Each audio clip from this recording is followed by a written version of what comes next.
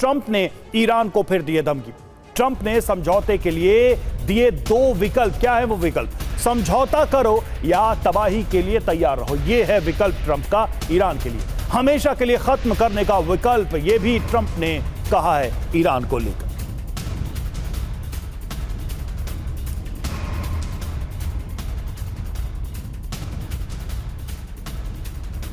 हालांकि ये कोई नई बात नहीं है, जब ईरान ट्रंप को लेकर बड़े बड़े बयान देते हैं। एक बार फिर से ऐसी ही धमकी ट्रंप की तरफ से आई है।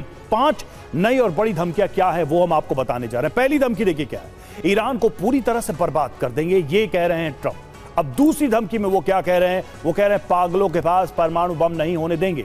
तीसरी धमकी, बड़ा तूफान आ रहा है, कोई नहीं रोक पाएगा। चौथी धमकी, नाकेबंदी से ईरान की पाइपलाइनें फट जाएंगी। और पांचवी धमकी, ईरान ने समझौता नहीं किया तो सर्वनाश तय है। हालांकि ये पहली बार नहीं है इस तरह के बयानों के जरिए ट्रंप धमकाते ईरान को नजर आ रहे हो, लेकिन एक बार फिर से एक new series of threats Trump की तरफ से ईरान को दी जा रही है। और देखिए, इमरजेंसी रूम में पहुंचे पेजेश्कियान, बड़ी खबर आ रही है। तेहरान में पेजेश्कियान का अचानक दौरा, प्रोटोकॉल तोड़कर पहुंचे ईरानी राष्ट्रपति। और अमेरिका से तनाव के बीच पेजेश्कियान के इमरजेंसी रूम में जाने को लेकर तमाम अटकलें लग रही हैं, लेकिन जिस मुद्दे पर जो सबसे ज्यादा तनाव बना हुआ है वो है परमाणु कार्यक्रम। आपको बताते हैं कि ईरान के परमाणु कार्यक्रम की पूरी टाइमलाइन क्या है। तो ईरान का परमाणु कार्यक्रम, जिसकी बात सबसे ज्यादा हो रही है अमेरिका की तरफ से भी, जंग से संधि से जंग तक की ये पूरी टाइमलाइन हम आपको बताने जा रहे हैं। देखिए, जुलाई 1968 ईरान ने परमाणु अप्रसार संधि पर हस्ताक्षर कर ली, यानी कि वो अपने न्यूक्लियर प्रोग्राम का एक्सपेंशन नहीं करेगा। अब सितंबर 2015 की तारीख आती है। 6 महाशक्तियों के साथ JCPOA पर हस्ताक्षर ईरान ने किए, एक समझौता किया और यह एग्रीमेंट बना। फिर मई 2018 ट्रंप JCPOA से अलग हो जाते हैं, यानी कि जो हस्ताक्षर किए गए जो समझौता बना उससे खुद को अलग करते हैं। ईरान ने फिर से संवर्धन शुरू कर दिया इसी समय के बाद से, यानी कि मई 2018 के बाद से। अब जनवरी 2020 की बात करें तो सुलेमानी की मौत के बाद परमाणु कार्यक्रम फिर से शुरू किया गया। सुलेमानी की मौत आप सभी को याद होगा, उससे तनाव कितना बढ़ गया था ईरान और अमेरिका के बीच में। जून 2025 कोई कैसे भूल सकता है, ईरान के परमाणु केंद्रों पर 14 बंकर बस्टर बम गिराए गए थे। एक बड़ा ऑपरेशन किया गया था अमेरिका की तरफ से। और फरवरी 2026, एक साल बाद लगभग, अमेरिका इजराइल का ईरान पर जॉइंट अटैक और यहां से शुरू हो जाती है जंग। और उस जंग को 40 दिनों तक दुनिया ने देखा है और अब शांति की कोशिशें हो रही हैं, लेकिन इन तमाम धमकियों के बीच।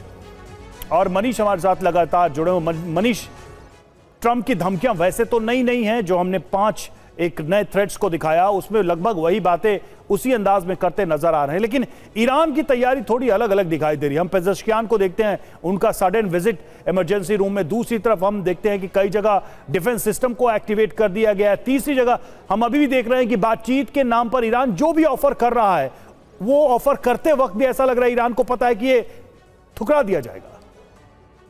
बिल्कुल, देखिए, सबसे पहली बात तो यह है कि मैं भी यही सोच रहा था कि देखिए, राष्ट्रपति पेजेश्कियान दोबारा से जो है सो मेन स्टेज पर आ गए हैं, जबकि आपने देखा था कि किस तरह से नेगोशिएशन के समय संसद के जो स्पीकर थे कालीबाफ, वो और विदेश मंत्री अरागची, वो ईरानियन लीडरशिप के तौर पर पूरी दुनिया के सामने पेश हो रहे थे। तो पेजेश्कियान के सेंट्रल स्टेज पर आने का मतलब यह है कि IRGC ने बहुत हद तक संसद के स्पीकर को अब साइडलाइन कर दिया है। और वैसे भी वो उनसे बहुत खफा थे, क्योंकि जो IRGC चीफ थे हैं अहमद वाहिदी, जनरल वाहिदी का ये मानना था कि ईरान के सुप्रीम लीडर के मारे जाने के 40 दिन भी पूरे नहीं हुए थे और संसद के स्पीकर ने अमेरिकन डेलीगेशन के साथ हाथ मिलाया था, जिसको वो एक्सेप्ट नहीं कर पा रहे थे। और उनका मानना था कि ट्रंप के साथ ये मिले हुए हैं। तो ऐसी स्थिति में लगता है कि दोबारा से पेजेश्कियान को अब आप कई और भूमिकाओं में लगातार देखेंगे। तो ये तो बात है IRGC के तरफ से। लेकिन हाँ, ये बात सही है कि ईरान जानबूझकर अलग अलग तरीके से उसी प्रस्ताव को घुमा फिरा कर दे रहा है। और ये भी उनकी एक स्ट्रेटेजी है कि देखिए, ये अलग जो लोग ईरान के सत्ता को 40 साल से इस तरीके से देखते हैं, वो जानते हैं कि वो कैसे अपने लोगों के बीच में कभी कट्टरपंथियों के बीच में एक अपने ही ग्रुप से कुछ लोगों को निकालकर नरमपंथियों को रख देते हैं ताकि लोगों को लगे कि अच्छा रिजीम में कुछ नया बदलाव हो रहा है, परिवर्तन हो रहा है। ठीक उसी तरीके से वो नेगोशिएशन में भी इस तरह के दांवपेच आते हैं और उन्हीं दांवपेच का इस वक्त ईरान इस्तेमाल कर रहा है। बिल्कुल, और वो दांवपेच हर प्रस्ताव में भी नजर आ रहा है। हालांकि तभी ये बात कही जा रही है कि हम बातचीत करेंगे, हम चाहते हैं कि ये स्थिति ना बने, लेकिन अभी भी टेबल पर वो मुद्दे उस तरह से नहीं दिखाई दे रहे जिस तरह से अमेरिका या ट्रंप चाहते हैं, जिस तरह से इजराइल चाहता है, और जो शर्तें ईरान की है वैसा कुछ अमेरिका से भी रेसिप्रोकेट होता अभी नहीं दिखाई दे रहा है।